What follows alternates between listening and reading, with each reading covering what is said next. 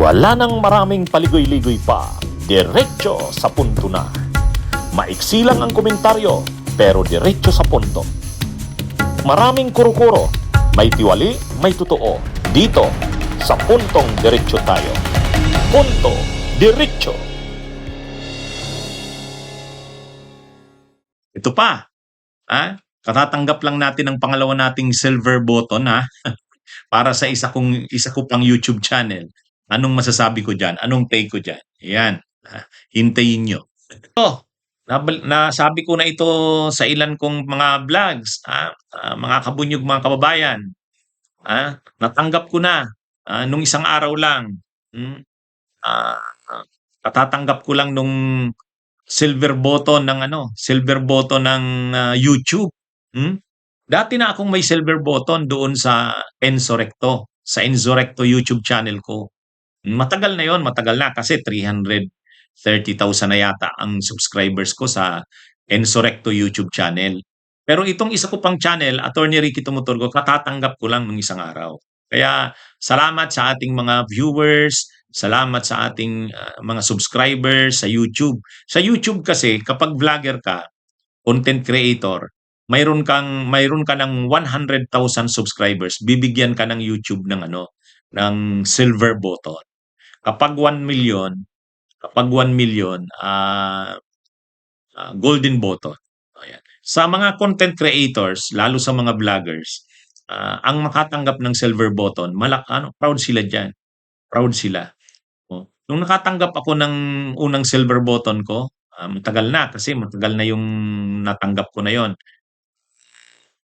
Natuwa ako. Siyempre sobrang tuwa. Parang, naka 100,000 na akong subscribers. Yung una ko, yung Enzorecto. Tapos ngayon, dumating na naman, ito na namang sa Attorney Ricky Tumuturgo YouTube channel. Ang mga content creators, isang silver button, ano na sila doon? Masayang-masaya na. Ay, itong sa akin, nakadalawa na ako ngayon.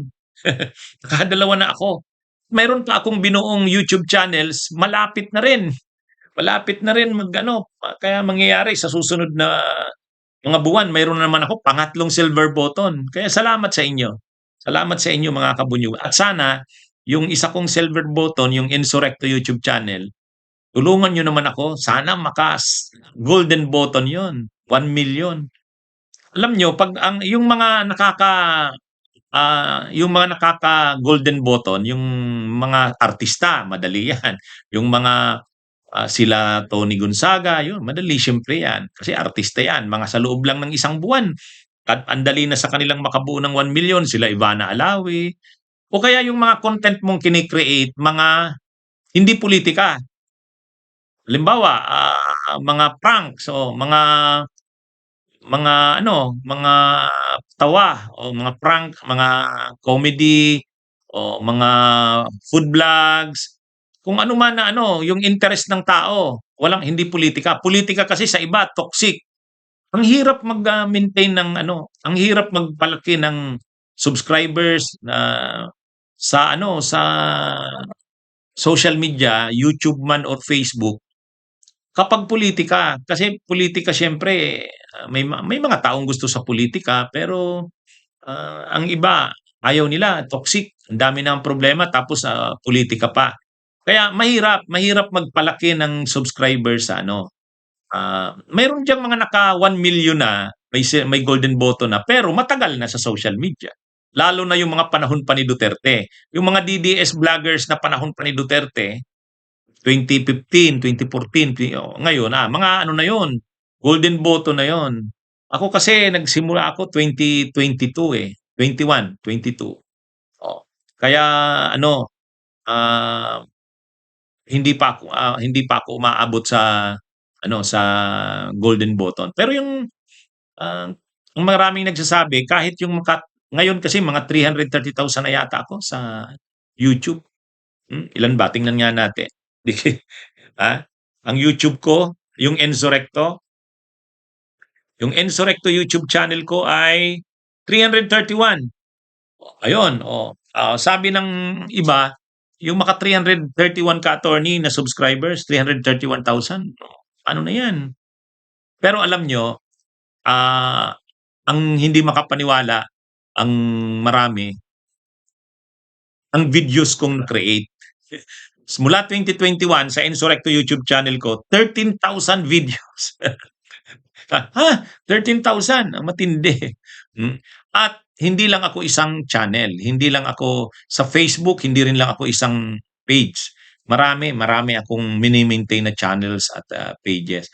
Kaya kahit mahirap yung political vlogs kasi nga ah, hindi naman lahat ng tao gusto ng political vlogs kasi medyo toxic nga ang politika.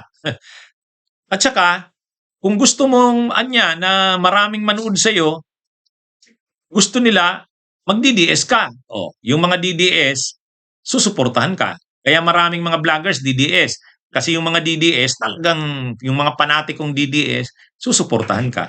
O kaya mag-ano ka, pro Marcos. Yung talagang pumosisyon ka na pro Marcos kasi yung mga Marcos vloggers, mayroon din silang sulid na mga supporters. O kaya dilawan, sulid kang dilawan. Eh ang problema ko, hindi naman ako ganun eh. Sige, hindi siyempre ako Duterte vlogger. Hindi rin ako pro Marcos vlogger. Ah, hindi rin ako dilawan vlogger or kakamping vlogger. Ano ako gusto kong ma-identify ang sarili ko as independent. Kaya minsan, may mga comment din ako sa gobyerno pag nakikita kong mali, mayroong nagre-react, "Attorney, ano ka naman pala, hindi ka naman pala pro Marcos." May nagre-react. O kaya sa dilawan, sa kakamping, "Attorney, bakit naman ganyan ang comment mo? Akala namin dilawang ka." Sabi ko, hindi, ayaw ko na maging panatiko sa kung saan DDS or Duterte or DDS, Marcos or dilawan. Hindi, ang kailangan natin kung anong totoo at para sa bayan, yun ang ating panindigan. Kaya lang mahirap din pala yung gano'n. Kasi hindi ka yung solid na supporters mo hindi gano'n katindi. Kasi hindi ka nga identified eh.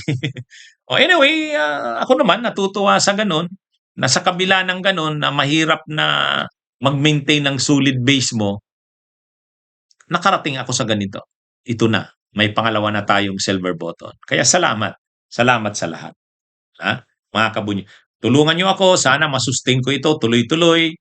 Sana yung naging matagal ko ng silver button na Insurrecto YouTube channel maging golden button. At yung iba ko pang channel, suportahan nyo rin. Mga kabunyog, mga kababayan. Bunyog, bunyog, halikan na kasama ka. Bunyog, kapag buklod ay may pag-asa. Luzon, Visayas, Mindanao, isa ang pananaw. Sa bagong Pilipinas ang bunyog isisigaw. Bunyog, bunyog, bunyog.